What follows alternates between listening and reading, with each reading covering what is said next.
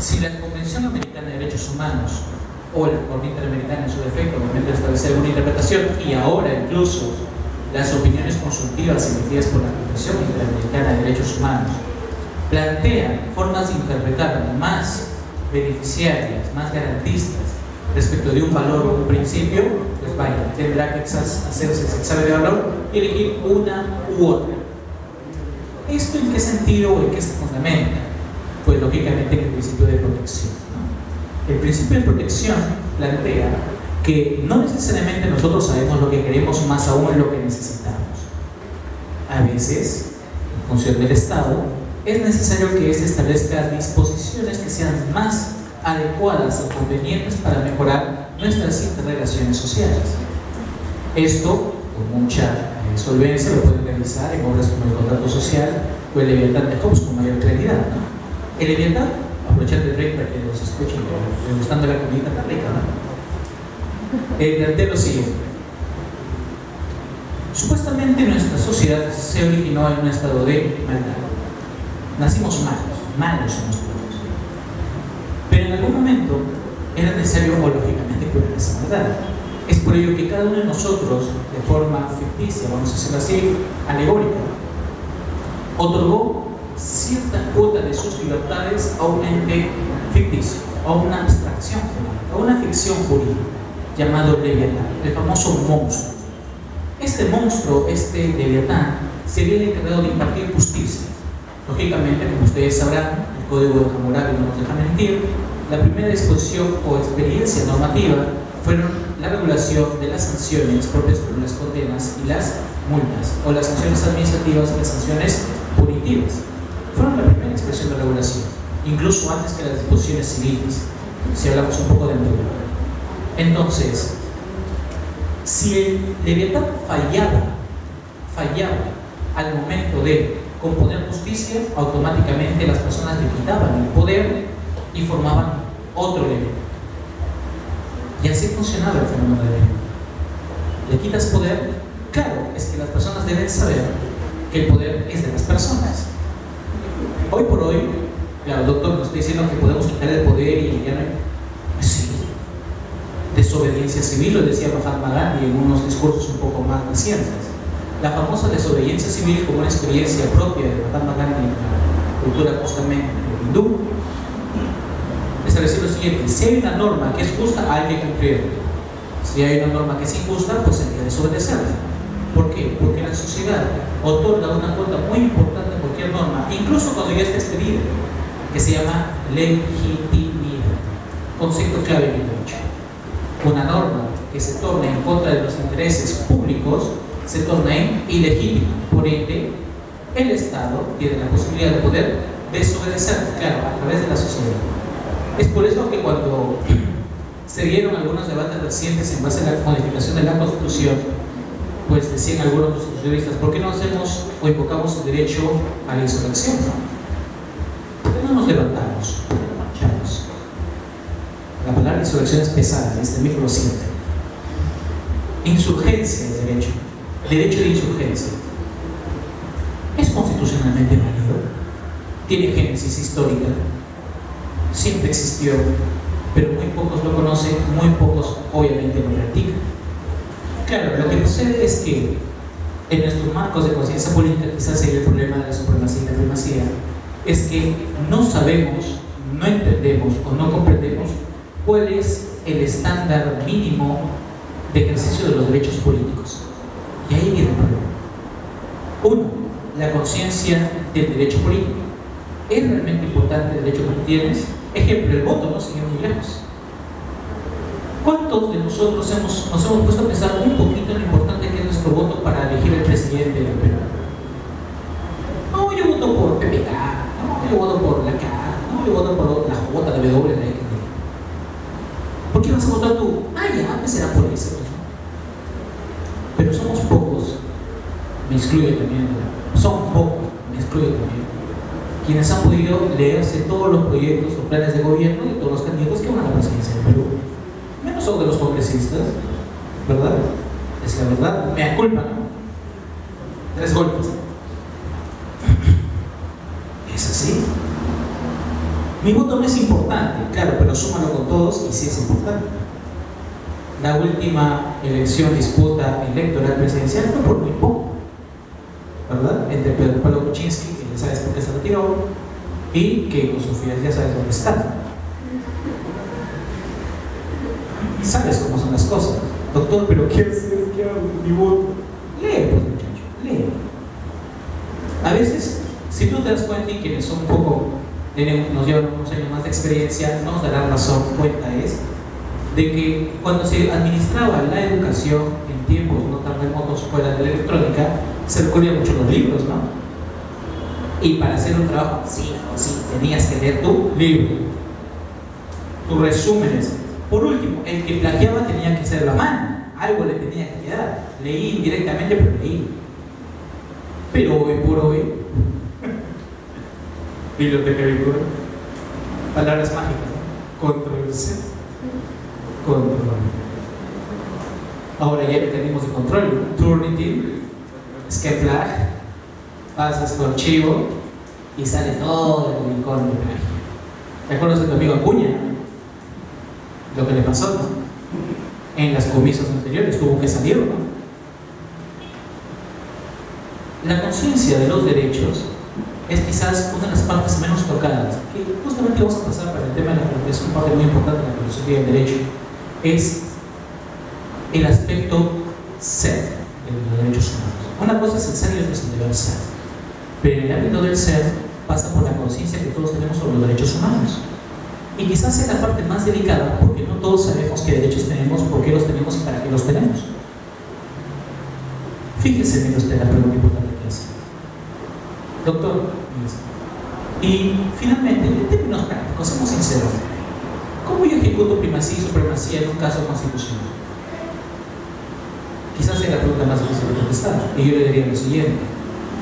En términos de interpretación, lógicamente tendría que ser eso, una ponderación, como decía Alex, pero una ponderación citada en la escala numérica, quizás eso no compartimos con el maestro. El doctor Robert Alexis plantea una escala de valores y él le asigna un número a cada derecho, a cada principio: 1, 2 y 4, ¿verdad? Y según sea el contexto le otorga esa calificación. Luego hace una operación algorítmica y de acuerdo a eso hace el consenso en qué supuesto debe quedar o debe solucionarse el conflicto, para expresarlo en términos muy genéricos. Sin embargo, el mismo acto de asignación de valores en el caso concreto implica de por sí un raciocinio subjetivo, porque para mí, en un caso concreto, por ejemplo este caso del oso que hemos citado así de forma así concreta, puedo atribuirle a la tranquilidad pública un 4, si es que soy la parte negada, pero si soy la otra parte, quizás mi derecho tenga 4 y él tenga 2. ¿Cuál es el indicador objetivo para poder atribuirle cuotas de valor a cada derecho? Más aún de corte matemático, es más difícil. Y como diría un buen salsero por ahí, la cura resulta más mala que la enfermedad, eventualmente. Sí, esa clara la canción bonita. Pero al fin de cuentas, tanto la argumentación, porque también dictamos el curso de argumentación, y el alumno no me dejará mentir, todo pasa o cae finalmente en un juicio subjetivo. Todo recae en un juicio subjetivo, hasta la ponderación recae en un juicio subjetivo. La Corte Constitucional Colombiana, integrado por el doctor Carlos Bernal Pulido, aplica mucha ponderación y son muy reconocidos por ello, por aplicar la técnica de la ponderación, la test de proporcionalidad. Sin embargo, muchos se cuestionan también los indicadores con los cuales sopesa la test de proporcionalidad. Incluso en algunos casos se ha llegado a utilizar la íntima convicción. Y como todos recordarán, en todo caso revisarán, la íntima convicción fue el indicador más antiguo para poder resolver los conflictos, ¿no? Ejemplo, el caso del rey Salomón, emblemático es el bebé que se perdió, ¿no? 2 madres dan a luz el mismo día, sacadas las pobres, el mismo día, comparten cuarto, ambas dan a luz, pero uno de los bebés muere. Muere. Y lógicamente en la época del rey Salomón pues no está tu registro civil, no está tu curita con tu nombrecito, no hay nada. Obviamente, una madre sabía que su bebé se había muerto y la otra obviamente sabía que su bebé lo había visto. Pero la madre que perdió el menor quería sí o sí tener un hijo. Entonces pugna por poseerla y rogarse la maternidad. ¿Qué pasa aquí?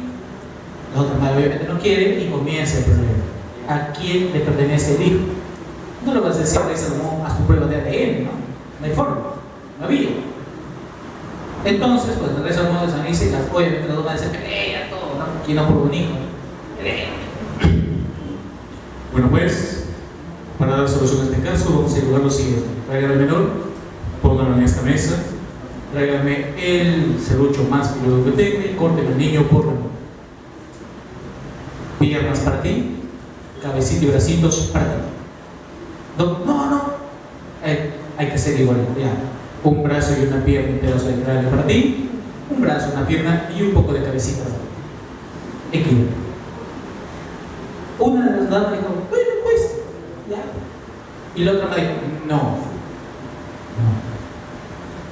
Dese. Prefiero no tenerlo a que reventar. Ella es la madre, déjame.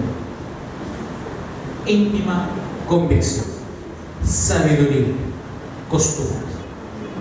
O el caso de la vaquita, ¿no? ¿Sí saben el caso de la vaquita? ¿Qué vaquita es esta? Había un sendero, tal cual es una servidumbre de paso, como entre ustedes. Para un lado, lógicamente, estaba una persona que tenía su establo con sus vaquitas, y para el otro lado también. Época antigua, pues nadie está marcada, todas las vaquitas libres, las vaquitas. Pero había una vaquita que era media traviesa de lo que el vaca loca. Tolón por un lado y se mete al lugar del vecino. Se mete al lugar del vecino y comienza a pastar. Entonces, como nosotros no tenían su inventario, cuántas vacas será, dice, esta es mi vaca. No, esa es mi vaca, yo la conozco, mi vaquita. Lolita se llama mi vaca. Mi vaca, está en mi lugar, está en mi predio, está que come mi pasto, ¿no? Llamen al más sabio. ¿Quién tendría que ser el más sabio, no? ¿Y quién es el más sabio?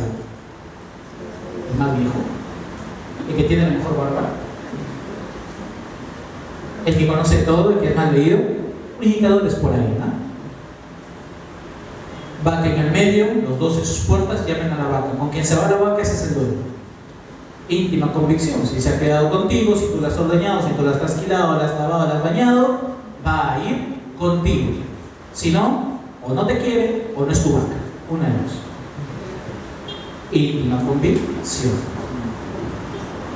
A veces no les ha pasado que en ciertas noticias populistas ven persona viola tal. Eres culpable. Sí, ¿no? A veces. Sobre todo si la víctima es un ser vulnerable, ¿no? Como una niña. ¿Quién no se ha identificado? ¿Quién no se ha resentido? Cuando ya estamos, ahora sí, ¿no? Ya venció el rey, ¿no? Ya venció el rey, estamos hablando. Sí. Disculpe por haber explicado sobre él, disculpe, responsable por la pregunta. Por eso yo les digo, no mucho especie, pero no importa, es esa otra. Sucede que a veces nuestros prejuicios, sigo hablando de los prejuicios y del boicot del micro,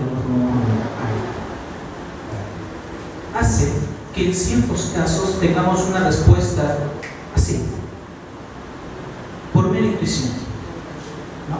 Él es el malo, él es el culpable. Sí, ¿no? Cuando fue un caso típico, ¿no? La persona le pegó a una dama, tipifica el delito, feminicidio. Pero, ¿por qué razones? ¿Con qué pruebas? ¿Con qué argumentos? ¿Qué fundamentos? ¿Dónde se dio ese hecho? Él estuvo, se identificó, participó del hecho, ¿qué pruebas hay? ¿Prueba inicial o prueba directa? Pero todo eso no lo piensas. Siempre hay una respuesta inmediata, por intuición. Lo cual obedece al prejuicio. Es así. ¿Te imaginas el delito de, no sé qué es para los hombres, feminicidios para las damas, ¿no? Para los hombres, ¿cómo sería? Hombricidio, masculinicidio, sí, pues masculinicidio. Venga por este masculinicidio, no sé. Un poquito raro.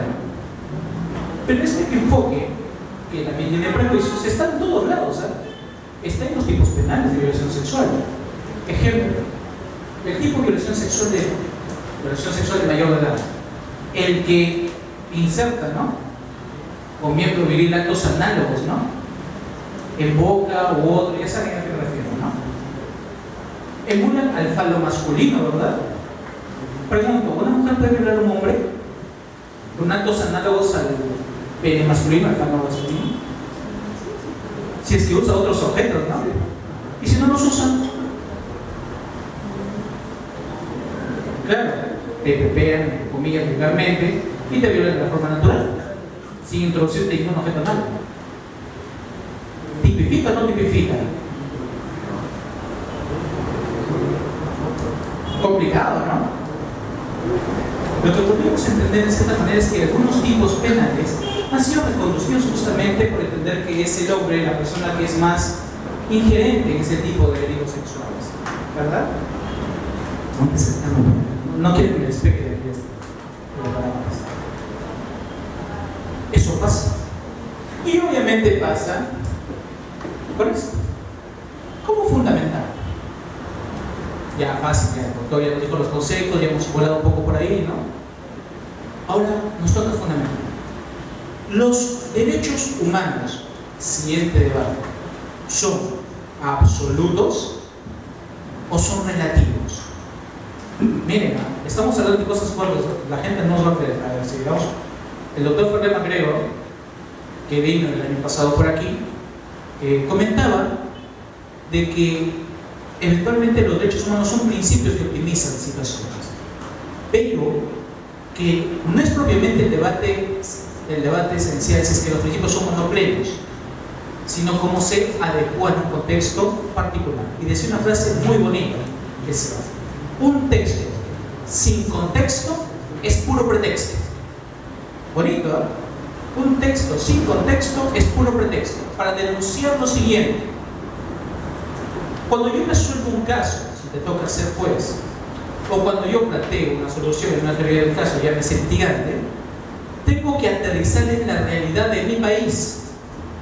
Es el contexto. ¿Por qué?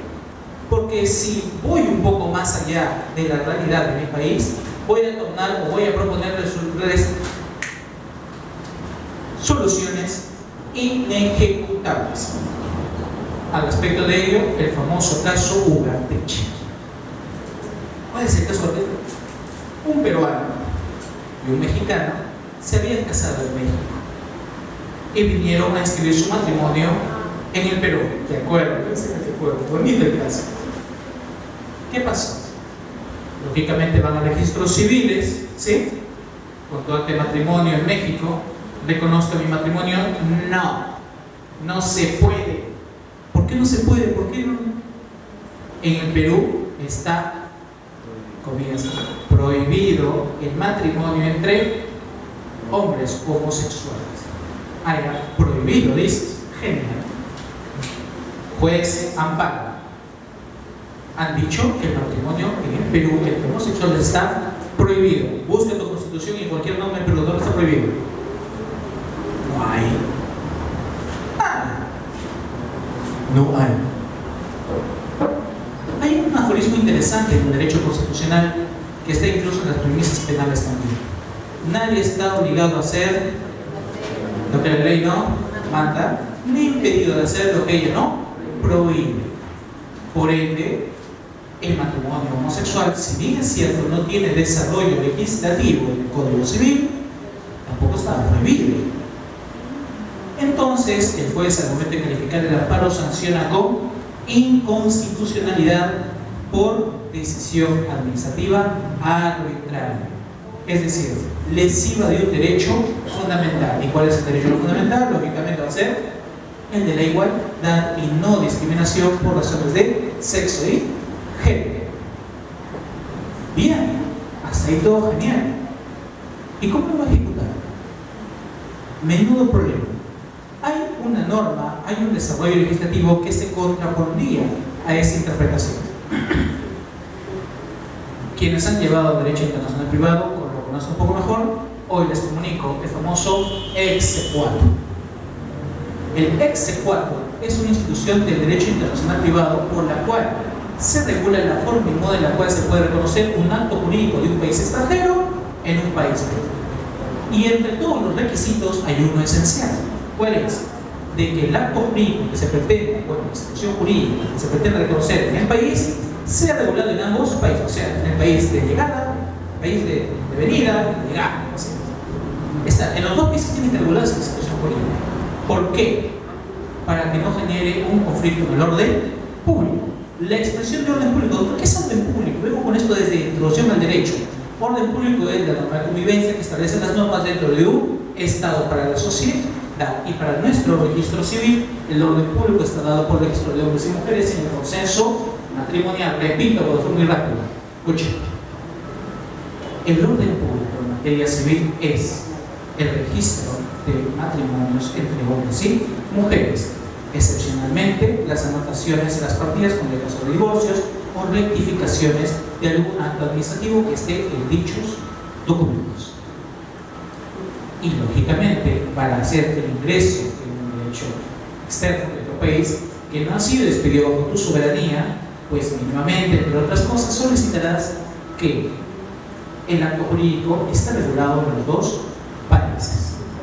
Entonces, ¿qué sucedió aquí? Esta interpretación constitucional, que es pertinente, no había observado las normas del exequatur. Se había comprometido o contrario al orden público interno. No hizo ese examen de ponderación, por así decirlo. Una norma de orden público interno contra una norma de carácter constitucional. Doctor, la respuesta no hubiera sido la misma, quizás sí, quizás no, depende de cómo se enfoque la argumentación. Les decía a mis alumnos, para todos hay respuestas, depende de cómo lo fundamenten. Igual, les repito y reitero lo que dijo Rodolfo Fernández. En alusión a Mix and Match, incluso dijo, es de Mix and Match la enseñanza a la izquierda, Rodolfo Fernández. Mix and Match le dijo, un texto sin contexto es puro pretexto, exigencia de motivación. Para fundamentar filosóficamente los derechos humanos, Miró Quesada nos da esta pequeña estructura: evidencias y deducciones. Y por último, conclusiones o verificación de validez de las deducciones. ¿Cuáles son las evidencias de un derecho humano?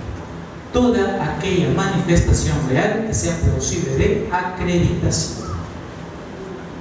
Toda aquella manifestación factual que sea plausible de acreditación. Esto implica que para poder catalogarlo como fenómeno factual, tiene que verificarse entre otras cosas. Uno, que suceda de forma cotidiana, que no sea un hecho forzado o un hecho artificial, que corresponda a una actitud o condición del ser humano. Mínimo dos cosas, esas dos cuestiones. Es decir, tengo que listarlo, por ejemplo, el uso del internet, el uso del espectro electromagnético, como se le llama técnicamente, este flujo de ondas electromagnéticas, estas cosas, por las cuales te comunicas, texteas, publicas, aquí en la diplomatura, la fotito, de acá, video, comunicas, ¿no? Hijito, ¿qué hora vienes? Estoy escuchando al doctor, todavía no acabo, no acabo. Sigo acá, te mando una foto, aquí está, mira, con fecha y hora. Comunicas, ¿no? O grabas, mandas un mensaje. Antes lo hacías de forma face to face, ¿no? Hola, amiguito, un abrazo. Saludas, caminas, vas por ahí. Pero cuando superas esto y te vas al ámbito de las distancias, una llamada de aquí hasta España, tienes familiares ahí, pero te cobran por ello, ¿no? Cobran, pagas. Pero por conversar, no pagas. Imagínate que alguien por ahí se le ocurre la idea de decir al Estado y a las empresas de telefonía que al cobrarme y al cortarme la línea están afectando mi derecho a la libertad de comunicación. Imagínate. ¿Podrías pedir un acuerdo que te recompongan la línea? ¿Cuántas veces hemos perdido un número? Nos han perdido, entre comillas, un número telefónico. Nos han robado, ¿no? ¿Cuántas veces hemos cambiado de número? Varias veces, ¿no? En algunos casos, soy un casero de estas personas. No les compro de nuevo. Yo compro nuevo. Doctor, ¿tiene plata? No. Receptación, tú sabes. Receptación. ¿Sabes?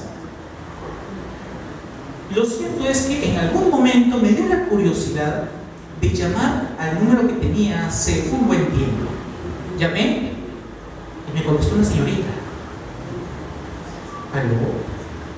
¿Aló? ¿Dónde está? Disculpe, hablo con Eben Adolfo Morocco Colgue. No lo conozco, yo compré ese número. Disculpe, señorita, pero ese es mi número. Si yo le compré en Movistar, yo lo compré en Claro, en Entel. Pregunto, ¿tú eres el titular del número por el resto de tus días? Pero con ese número te identifican, ¿no? Si dices número, ¿quién es? Es de él. Con ese número te vas a comunicar a esa persona. Mañana más tarde pierdes el número. Llama y contesta a otra persona. Más aún, lo clonan tu número. ¿Qué pasó ahí? ¿Acaso este número de teléfono no es una extensión de ese derecho humano por el momento que lo utilices? Sí, ¿no? Como el perro Lazarillo, ¿no? Ese es mi perro Lazarillo, cuando él me transporta, él me conoce, sabe cómo soy, sabe qué huele, me va a identificar. Si es que me pierdo, me va a buscar. Tu teléfono funciona igual, ¿verdad? Entonces, pasa esas cosas. Vamos a ver. Caer en la noche. ¿Qué es? Sí, se me quedan 20 minutos. ¿20? ¿Sí? Ya veremos cómo lo hacemos. Fundamentación absoluta. Los derechos humanos tenemos que aceptarlos porque nuestra razón nos revela que son de manera necesaria. Indica lo cierto de la realidad, no muestra esa necesidad. Los derechos reales existen porque tienen que existir. Esa es la fundamentación más absoluta de la existencia de los derechos humanos. Es una fundamentación muy amplia. Existen porque así son. Pero si nos ponemos a pensar un poco, ¿por qué es que nacen si fuera así a partir de la Segunda Guerra Mundial, con esa tipificación tan hermosa de Primera, Segunda y Tercera Generación? ¿Por qué? ¿Por qué necesitamos derechos humanos? ¿Por qué? Ante el abuso. ¿Qué más? Dígame. Armonía, yo quiero vivir bien tranquilo, no quiero pelear con mi vecino por eso, quiero vivir bien. ¿Por qué más? Evitar conflictos, sí, preventivo también, ¿no? Si esto es así, pregunto, ¿cuántos de nosotros hemos invocado un derecho humano cuando hemos tenido una disputa interpersonal? Con la vecina, con el vecino, con el amigo. ¿Cuántos? ¿Los usan? Pregunto, y si no los usan, ¿por qué los quieren? Eso es lo que hace la filosofía, esa es la filosofía, ¿no? Entonces, si no los invocas, ¿para qué los quieres? Pero no, más allá de que los quieras, no los utilices o no los invoques, ellos tienen que estar ahí. Porque sin esos derechos humanos no habría manifestación o no habría regulación, habría un caos. Fundamentación absoluta. Del uso. Está bien. Con premisa principal tengo que los principios son manifestaciones plenas. Están ahí porque deben estar, porque yo soy uno. Sin embargo, para ciertos casos tendré que relativizar el contexto de aplicación de los derechos humanos. Hago deducciones. Es decir, en cada contexto sociopolítico tendré que estudiar la necesidad de la población y en base a ello reglamentar cómo se deben implementar y ejecutar los derechos humanos. Pero eso sí, no puedo no observar ninguno de ellos. Esa es una deducción absoluta de los derechos humanos. Repito, ejecuto, aplico de la forma como yo establezca el contexto, pero sin observar ninguno de ellos. Aspecto relativo. Bien, en algunas sociedades vamos a tener algunos conflictos entre principios, lo que decía Robert Alex también. Traemos de nuevo al maestro. Principio contra principio. Ejemplo, el caso de los Vivedets. ¿Sí? Sí saben el caso, ¿no? Los Vivedets. Mónica Daro puede ser, ¿sí? La señora. Es un caso judicial, se puede decir los nombres, que es el conocimiento público. Magali Medina. Arman la treta, cámaras dentro de una habitación, llegan a la habitación, radiodifusión de pornografía a nivel nacional. Argumentos. Argumento Magali Medina, derecho de información. Nosotros, como fuente primaria de información, medios de comunicación, tenemos que informar cualquier acto de intervención pública, y la señorita es un personaje público. Cliché, personaje público. Cierro cliché. Acá. Argumento 2.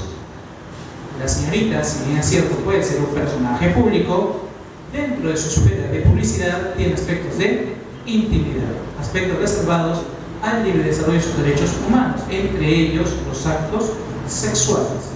Lógicamente, porque los actos sexuales no son expuestos de forma cotidiana y normal ante el resto de la sociedad. ¿O han visto hoy tener sexo en plena calle en la plaza de armas? Jamás. No hay forma, ¿no? No es un acto reservado para el público, sino para la intimidad. Doctor, no. Ya hay personas que son un poquito diferentes. Pero no es normal, no es cotidiano, no es real, porque lógicamente encierra un espacio de intimidad muy, pero muy reservado. Expresión de amor, sí. La prueba de la banalidad. Derecho de ejercicio de la administración sexual. Es un derecho. Libre desarrollo de la personalidad de ese individuo. Siguiente. Comportamiento racional. Claro. Está bien. El derecho es amplio, va a tener un contexto, eventualmente va a tener una ponderación de principios, pero lo último reposo de la ejecución de un derecho humano es el ejercicio de la razón. Francisco Javier Díaz Gregorio, catedrático, director del Departamento de Constitucional de la Universidad de Castilla-La Mancha, de donde yo estudio, de donde yo he venido, mi asesor de doctorado, me decía lo siguiente: no te equivoques, que el test de proporcionalidad es muy estricto y es de la siguiente manera, no te olvides: primero, juicio de idoneidad, juicio de necesidad y juicio de proporcionalidad en sentido estricto. Y a este último filtro se le debe invocar, o se le debe conocer como el juicio de razonabilidad. ¿Y qué es el juicio de razonabilidad? Es la búsqueda de indicadores objetivos para la aplicación debida de un derecho humano en la sociedad. A veces caemos, esto es una percepción, es una visión, de igual a otra postura, en la disquisición de que ponderar al final de cuentas es decir cuál pesa más que otro, ¿no? Así nos enseñó Robert Alexis, es así, cuál pesa más. Este pesa más, como si le pudieras dar un poquito de peso, ¿no? Que pesa como el oro, como el cobre, no. Claro, cuando recaemos en eso, al final de cuentas recaemos en una objetividad más amplia. Se pondera de la siguiente manera. Primero, juicio de idoneidad. Un instrumento jurídico siempre va a ser la expresión de un derecho humano. No existe ninguna norma jurídica que no devenga de un derecho humano. No existe ninguna. Todas y cada una de las normas que ustedes tienen en su ordenamiento jurídico depende de un derecho humano. Primero hay que identificarlo. Es lo primero que hay que hacer. Una vez que identifiquemos ese derecho humano, el derecho que se quiere proteger, hay que preguntarnos: ¿esta norma tiene por finalidad tutelar ese derecho humano? Si logra ese propósito, supera el principio del filtro de idoneidad. Bien. Segundo filtro, necesidad. Hay que ver, existen otros instrumentos o normas jurídicas que permitan desarrollar o obtener el mismo fin, pero sin sacrificar más derechos fundamentales. Si existe otra norma que permita lograr la misma finalidad sin sacrificar cuantitativamente, ojo aquí, cuantitativamente más derechos fundamentales, si no existe otro, supera el principio de necesidad. Lo repito. Digo cuantitativamente porque una norma para proteger un derecho fundamental puede afectar a otros derechos fundamentales. Ejemplo, la videovigilancia es una norma que está en el derecho penal. ¿Qué se procura proteger con la videovigilancia? Orden público, tranquilidad pública, libertad de tránsito, entre otras cosas más. Identifico cuál es el que está más conexo con esa norma. Ok, para ello, ¿qué se sacrifica? Según cómo esté ubicado la cámara de videovigilancia, la intimidad personal, ¿no? La libertad de tránsito sin coacción alguna, porque vaya a estar vigilado cada rato perseguido, no es la mejor de las cosas, sobre todo en el caso del marcaje, ¿no? Alguien te siga, ¿no? Por las calles, si volteas el hombro y ves que alguien te siga. Identificas. Si hay una norma, una disposición que afecte menos derechos fundamentales, quiere decir que tu norma no supere esa necesidad, contrario censo. Si la norma que tú estás analizando no afecta tantos derechos fundamentales como otros, quiere decir que sí superas el test de necesidad. Y el tercer y el último filtro dentro de la racionalidad que estamos haciendo aquí es el test de racionalidad. Bien, aquí ya vamos a calificar por cantidad, vamos a identificar por calidad de qué manera se afectan los derechos fundamentales o derechos humanos para nuestro propósito. Quizás ambas normas que estamos comparando o analizando afectan el mismo derecho fundamental, pero no los dos hacen de la misma manera. Algunos que son más ingerentes u otros son menos.